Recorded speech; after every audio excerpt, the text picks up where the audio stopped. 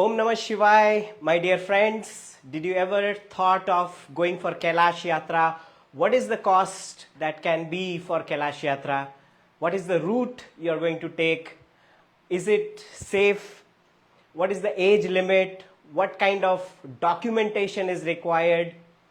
I have received so many questions from many friends. We are going to discuss today about it. My name is Aditya Dutta. I am an identity coach and a traveler. I have been to Kailash Yatra in the year 2018. I had my own experiences and mistakes.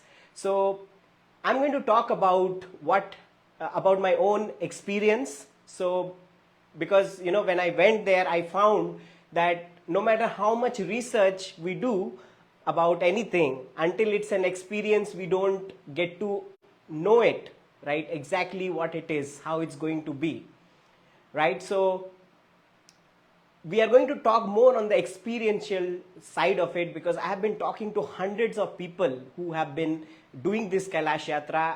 I love to interview them, and I'll be sharing about that. So friends, 2018 was my Kailash Yatra trip, but I got this intention of being there when I was in my teenage. I saw a video which is done through my neighbor.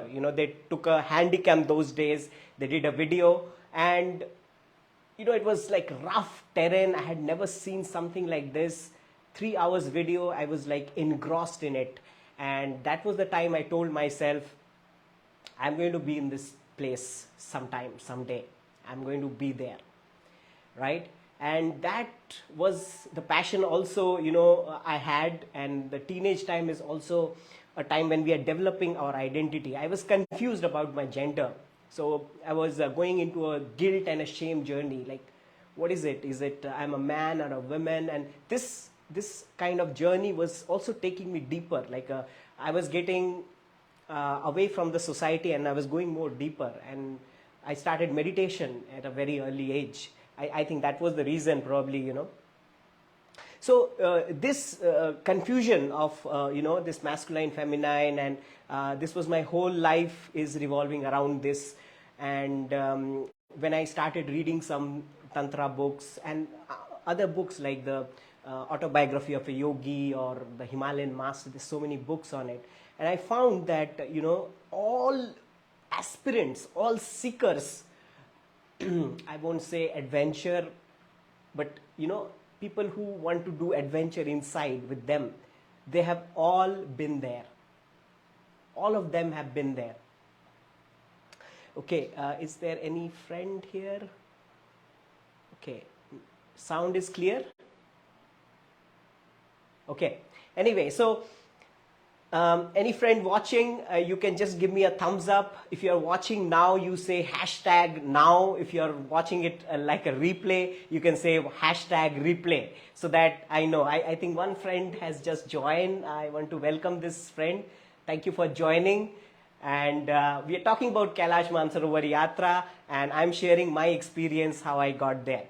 So friends, this was the time, I think maybe I was 1994 or around that time, when I had this passion that yes, I'm going to get to this mountain. I don't know, I was always very attracted to Himalayan mountains. And from the childhood, I was also meditating. In our house, there was a spiritual environment. My father used to play all those bhajans and all that in the evening. So I used to meditate, and I made this in my mind that I'm going to get there someday.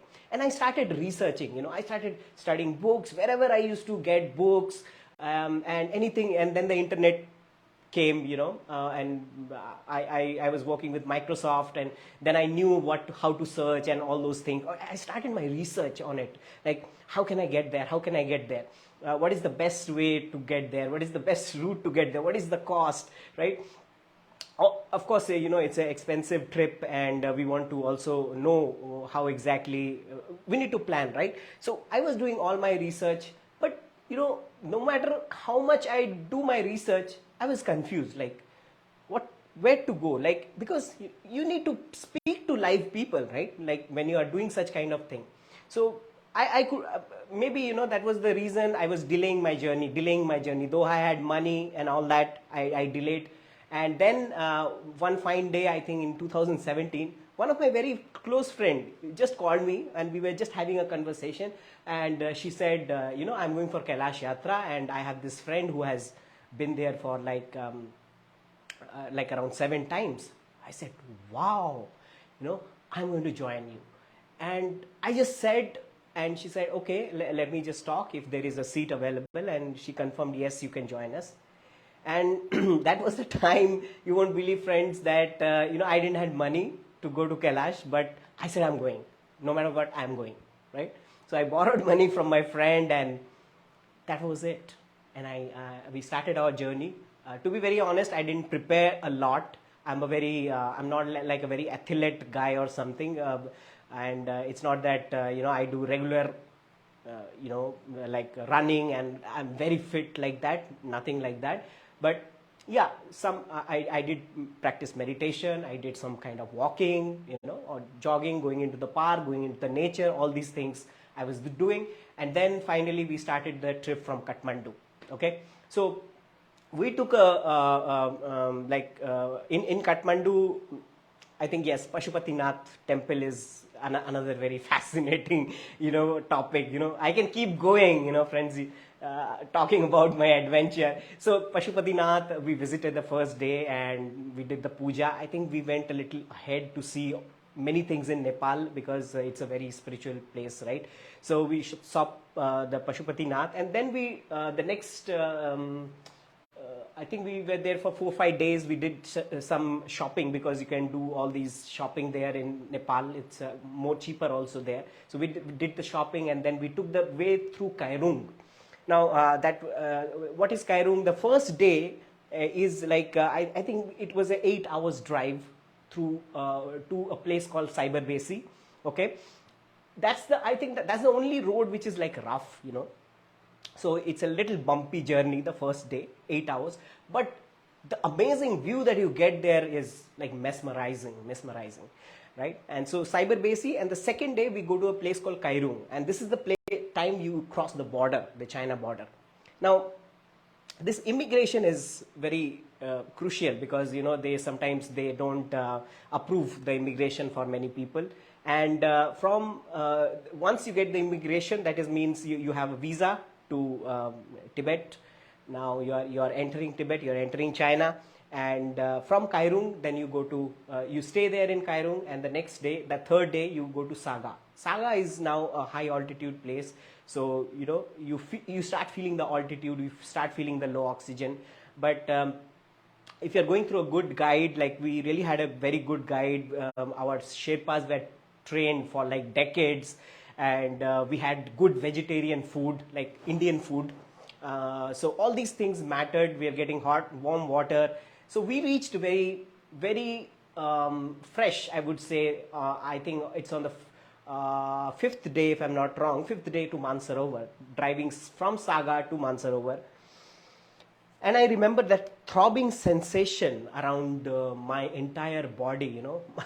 My full body was vibrating when I was entering Mansarovar. I still can feel the goosebumps in my body when I'm talking, okay? So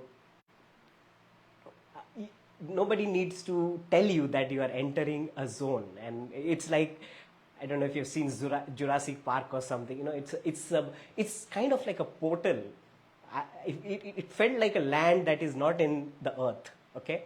So that was my experience when I was entering Mansarovar, and we did the parikrama, and this from head to toe, I still remember I was just vibrating, you know, there's this vibration going on, strong throbbing vibration, and inside me, I'm just prayers are happening, you know, prayer for my family, prayer for my friends, prayer for the entire world, just prayers are going, you know, automatically. That's the reason, you know, it's a place, this place is called the place of the enlightened, right? Because many masters have gone there.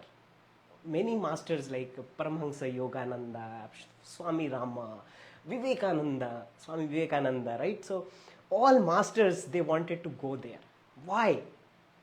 there's some magnetism about this place. So Mansarovar, we spent one day, and we did the next morning we took a dip.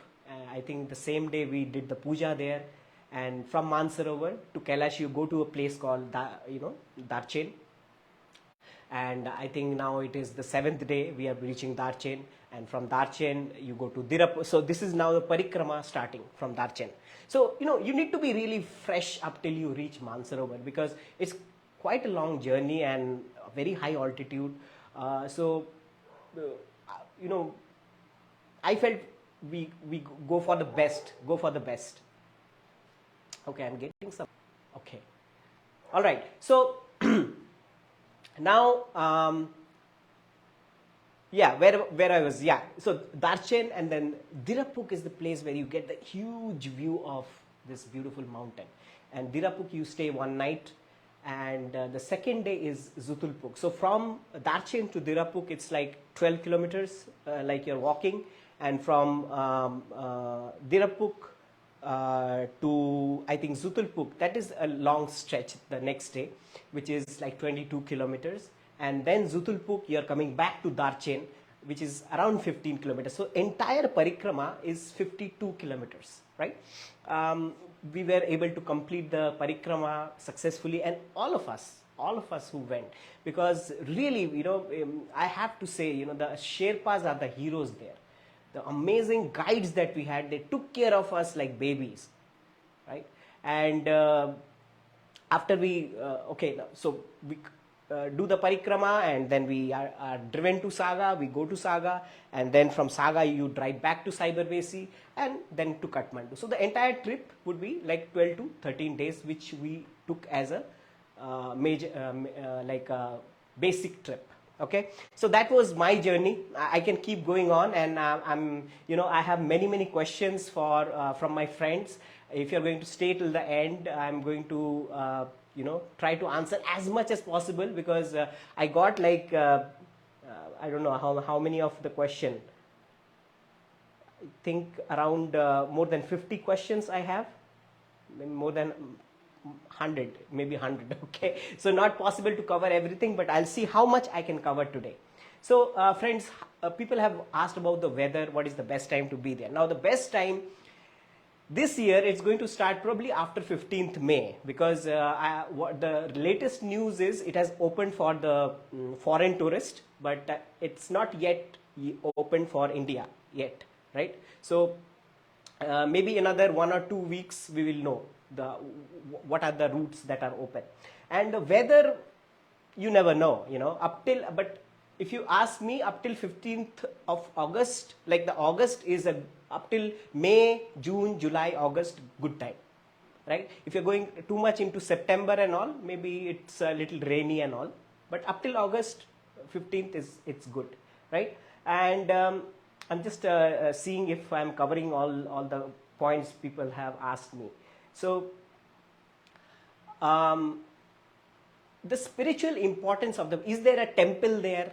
There's only one thing you will see. There is a small, a small like a monument called the Yamdwar. And apart from that, there are monasteries that are surrounding Kailash. It's very beautiful. I think there are like, if I'm not wrong, there are like 5 monasteries that are surrounding Kailash, and you can visit those things. So coming to the weather, you never know when it's going to rain, when it's going to be. So it depends on how lucky you are. If you are lucky, because we didn't get rain during the parikrama, it was all good. So we are blessed with that, right? So we are prepared, right? If our guides were made us ready, what to do, what not to do. We were carrying oxygen cylinders. We never had to use it, right? And all of us were traveling safe. So what I can say is some people have, what is the spiritual significance? Spiritual significance, I think, from Indians to Buddhists to Jains, many religions, they believe in that mountain, right? They believe in different forms. Like for us, it's like Shiva, right? And friends, believe me, when I went to Kailash, it felt like a throbbing presence. somebody like is sitting there, that's why was my interpretation of Kailash. It's just not a mountain, okay? It's a throbbing presence, right? And yeah, the journey is, I won't say very easy and relaxed journey. Many people have asked about the physical fitness. So you don't have to be extremely fit for this. You don't have to be, and of course, if you are having a lot of body problems, like you have heart issues, you have lung issues, you have high blood pressure, and you are taking a lot of diabetes medicine, you need to consult your doctor if you are on the higher end, okay? Otherwise, people, they can go there with no problem. You should be starting to do a little walking, 5 to 10 kilometers that I used to do, 5 kilometers of walk, or doing some yoga and meditation. Of course, that's the main thing. So that's all about physical fitness. Now, the route which I have just described, I have taken through Nepal. Now, how many routes are there? Many routes are there. You can go through India. The Indian government is there. It's called, I think, KMVN. Okay, KMVN, they organize it, we know. You can go through Nepal. You can go through Tibet. Okay. Now, if you are an Indian, if you are trying to go through Tibet, getting a Tibet visa is difficult. All right. So, though it is very lucrative to go through straight to Tibet, I think good thing is you can see Lhasa city. I'm very passionate from going to through Tibet, because I want to really see Lhasa. Lhasa is the land of gods, right, in Tibet, and I want to go there and meditate, see the Potala Palace. I'm sure that place has a vibration, like, oh my God, when I say Tibet, it's like place of like spirituality, epitome of spirituality, right? So yeah, so if you can see all these things, get acclimatized, and then from Lhasa you can drive to Sigatse to Saga to Mansarovar. So it's a very good, straight, amazing, beautiful road, all that. The only thing is, if you apply direct for Tibet visa, chances are there your visa is cancelled. So Indians, we don't have, like a good luck with Tibet, going through Lhasa. Other is KMVN. KMVN is the Indian thing. Even I applied for it, but there's so many things. You have to go to Delhi for a health checkup. Your BMI has to be less than 24. Like, you have to be really fit, and then you have to qualify. You have to go through this selection process, which takes a time. It's like a lottery. When I applied for it, only they were taking 360 people, I think, in the year 2017. I was not, of course, I didn't qualify for it. And then I was looking for what is the route. So the another route is through Nepal. The cost of going through KMVN in India and through Nepal is the same. KMVN, it is more longer, 21 days. I mean, if you're a trekking lover, because you have to really trek for 12 days. And when I say 12 days, it's full 12 days good trekking, okay? So that is their mandatory. But if you are going through Nepal, there are ways.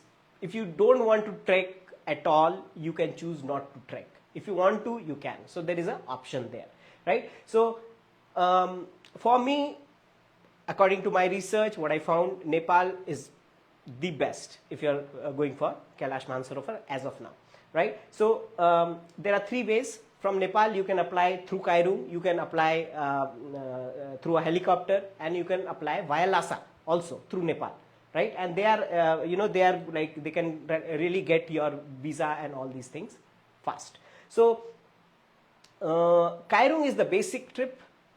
It's suggested for everybody, right?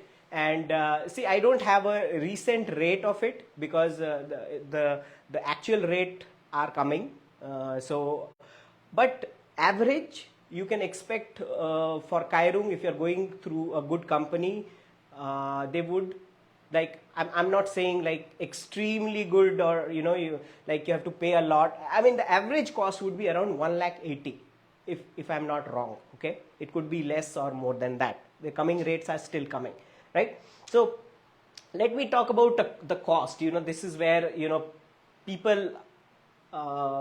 Okay, before cost, the major thing, safety. Friends, this is where, how do we choose our guides? That's an important question. When we are looking for Kailash Yatra, how do we choose? Like what are the guides we need? What do we need to look for? First is safety, friends. Right? Safety means these people need to know what to do in emergency situation. How prompt is their action during emergency situation. Right? So group I know whom I am connected to, we have 0 casualties as of now. I mean, one of my friend, 7-8 times he has been. 0 casualties. Yes, people can fall sick and whatever, but no casualties so far. And they should have SOS. SOS means, like, I think it's the helpline during emergency you can call. They need to have quick SOS services. This is the first thing, because if you're going through a group, you need to look at. Okay. And second thing is, you need to look at the Sherpas. Okay, this big company and this and that, they will say a lot of things. What kind of Sherpas do they have? What kind of guides they have? Because those are the physical people, they are going to stay with you during the yatra. So minimum 15-20 years of experience the Sherpa should have. Then they know, they will come and tell you. You will not remember. Your mind is not working. You are like a vagabond going into an altitude. That's what happens, right? So they need to come and tell you. There's so many times I remember my Sherpa telling me, Aditya, drink water. Aditya, take deep breaths. Aditya, sit a little. Don't sit for a long time during the parikrama. He's coming and reminding. And he's following the entire group. The 2 Sherpas with us. Continuously they are moving up and down and they're seeing who is doing what. Is my body covered or not? You cover your ears. And we had some emergency situations also. There was one girl. So see, please listen to this very carefully, right? If they are going to check your oxygen level every 1 hour. They have this and they will check. Have this there. So one girl with us, her oxygen level was coming down below 50. Now, this is, if your oxygen level is below 50, they are going to take you down. That is the rule. Because if they don't take you down, it can be leading into worse situation, right? So what happened is, now this girl, she's come from Delhi, she's alone, right? And we were with friends, but she was alone. She joined our group. We are all supporting her, taking care of her so much because we want her to come us to do the parikrama. Because once she is taken down, the Chinese people will not allow her to come up again. Once she is sick and she goes down, right? So here the Sherpas were so much, they were with her. They are better than doctors, I'm telling you. Better than doctors. So they said, we will do our best. Her oxygen level are going. Whole night the Sherpas were awake, sitting with her, feeding her water. All the first aid they did. Trust me, friends, I'm telling you, I'm getting goosebumps. I have never seen a service like that. Like they took care of her like a baby. Not only her, all of us. I remember I was so tired, they came and feed me. Anyway, that girl, she was completely fine the next day. Not only she was fine, she was able to do the parikrama. She completed the parikrama with us. So you understand the importance of having the good guide, friends. If you don't have that, that experience, then they know what to do. Okay, your oxygen level is falling, what to do? They have the medication, they have all the aid, they are experts in that. So I wanted to stress on this point because this is very important, right? And what kind of vehicle you are getting, what kind of accommodation you are getting. Here, 2 to 3 hours drive we are going, we are thinking, how are we going? How will we go to that place, right? But those are extreme things. So taking care of your accommodation, food, vegetarian food is important, friends, there. Because, the more altitude you are going higher, you need food that are easily digestible, right? Easy food, fresh food, more juices, more warm water, all these things.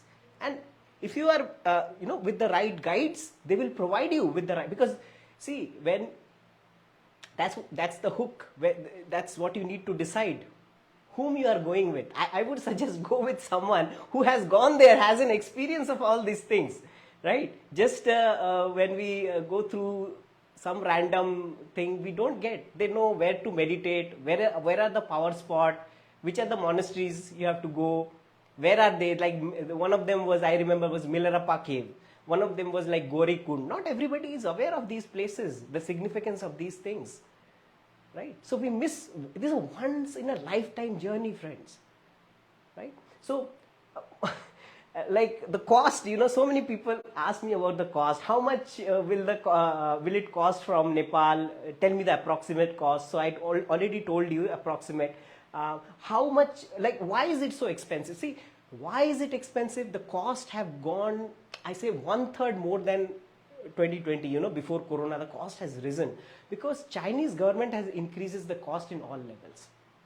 You need to know one thing is, you are going for Kailash Yatra means you are going through the Chinese government. How your guides have the relation with the Chinese government matters, because that's how you are going to get your accommodation priority, that's how you are going to get your visa priority, that's how you are going to get your emergency priority. Everything depends on that. So look for a company that has experience of, like, more than 20 years doing this yatra. They have, for me, I look for good Sherpas. I have very, I made friends with good Sherpas, good, good guides. They are the heroes. What they tell me, I do that. I know, because they will not suggest something bad. No, they are, few Sherpas, they have visited 50 times Kailash. Can you imagine 50 times Kailash parikrama? I mean, I don't know what kind of birth they have taken. I am so passionate talking about it, right? Okay, talking about the expense, coming back to that, I just flow, in this passion talking about Kailash. So, tell me about, this is a question I reached, tell me about the cheapest way to reach Kailash.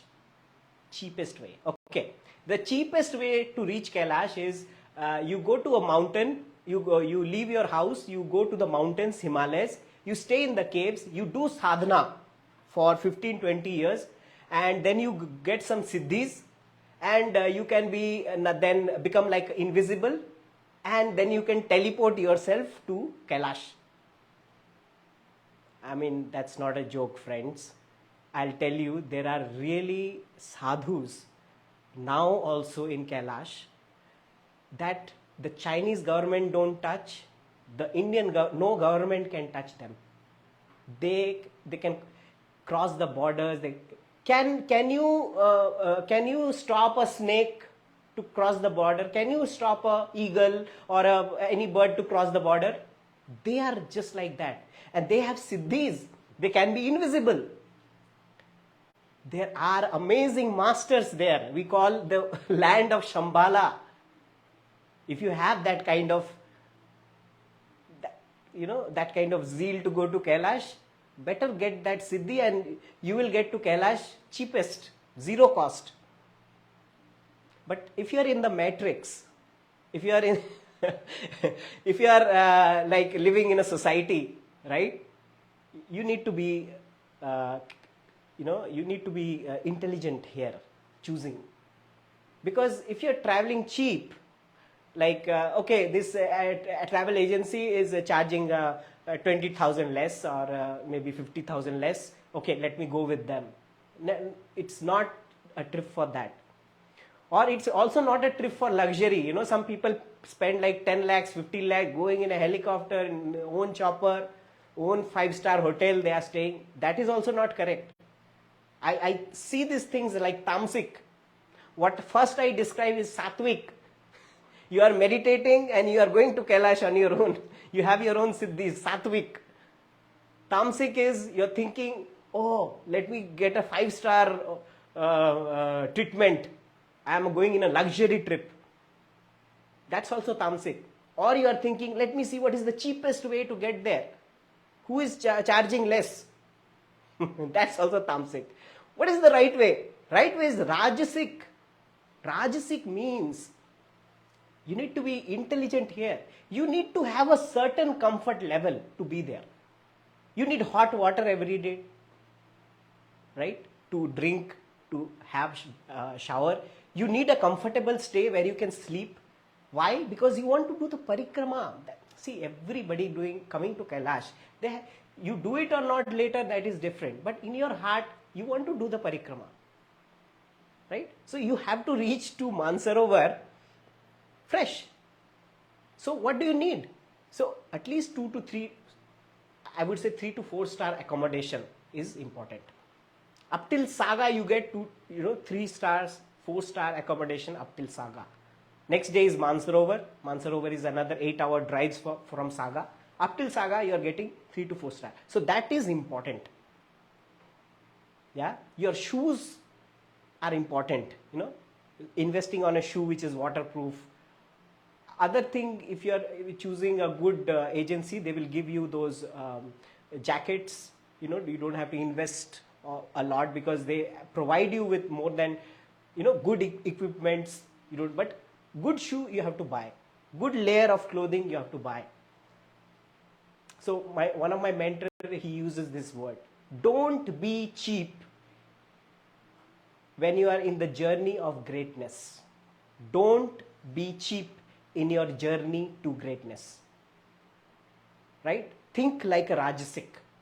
Yes, you will have hurdles. You have a certain kind of thing also there. You are balanced. See, you are not choosing extremes. I'm not telling you to go for, a yatra which costs like maybe 10 lakhs. But at least something where you get good accommodation up till Saga. You reach Saga, Mansarovar, at least you are sane. You can have a dip in Mansarovar. You can have a puja in Mansarovar. You can feel Mansarovar Kailash. That's why you are going there, right? So again, as I said, I'm just reading the question because there's so many lists here and I don't know how much more I can answer. Maybe I will do these sessions more often. But yeah, so many questions were there on the cost. So that's what it is. So go ask your friends, check your relatives, go with someone who has experience going there. You're going to have a lot better experience because they know, I know what mistakes I have done. I don't want to do it again. When I reached there, I told, I don't know if it's possible or not, but I said to Kailash, I want to come to you everywhere. If you allow me, I want to come to you every year and I want to take my friends to you. This is in my heart, that's the wish. Because what I experienced there, I want my friends to experience that. I am an identity coach. I have been working in the healing field for a long time. I know if I can take someone there, the kind of spiritual experience, the kind of transformation they will have is immense. From my life, I know that. From the 2018 till now, never a single day I don't have that thought of Kailasha. I'm so connected to that mountain. It's like I sleep with the mountain, I get up with that mountain. It is so much in my heart. Right? And I want my friends to experience that. That's why, this initiative that this year we are going, like we have a group of 50 people. The dates are still getting confirmed, but it would be somewhere in July, right? And some people have asked, could you please suggest, the agency name? As I said, I personally, I don't look for agency. We have our Sherpas, So I have direct connection with Sherpas. See, I am actually blessed because I have a friend, who has done the travel for 7-8 years, right? So I have created those connections through him. I have traveled with few Sherpas in other places. I know them. I have gone and interviewed them, spoken to them. So I go with that. So I can't advertise about any agency, but of course you can look for agency who are direct, I would say who have direct operators, look for direct operators and look for agencies who give good Sherpas, better services. Look into their services, what are their emergency SOSs and all that. You can look for these details if you're going through any other company, right? So I think that is what I had. I don't know if I didn't look at the questions that you have posted. I am not doing a lot of Facebook Live, so I don't know if there are more questions. You can post any questions, right? If I'm not even answering now, later I will post the answer here. Also, I will put a link to join a group. I have a Facebook group where I keep posting about this coming Kailash Yatra. You'll get all the updates. And if you wish to be a part of those things, updated information, because, there is a organization called Acton in Nepal, which is responsible for conducting this Kailash Yatra. And the president of I think now he's the ex-president of Acton. He's a very good friend of mine. So I get the updated information because he's the one, he knows about all the government thing, what is happening. See, this is some untold thing. You will not find it in the internet about these things much because it's a ministry level things. So your connection matters. Whomever you are going with, their connection with China matters. Trust me, we have seen when we have went there, they can just tell you, no, we will not allow you to go further without any explanation. And language is a great problem there, right? So we had seen these cases there, right? So yeah, because of I have a friend, I have some connection, I can keep you updated with the latest information. You can join my group. I will put a link below, and I'll be keeping you updated with all the information that's going to come. Okay, you can post further questions also. If you are watching it live, you can say #live. If you are watching a replay, say #replay. So then I know that you have watched, and probably I can keep you updated with further things. So I now see, okay, now I can see, okay, Deepa, Akka is here. Akka, hi, thank you for being here. Madhulika, thank you.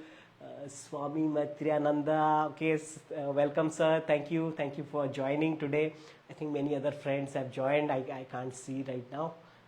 Hetalji was here, Shirajji, welcome sir, PB Srinivas sir, thank you all for joining, taking your time for this.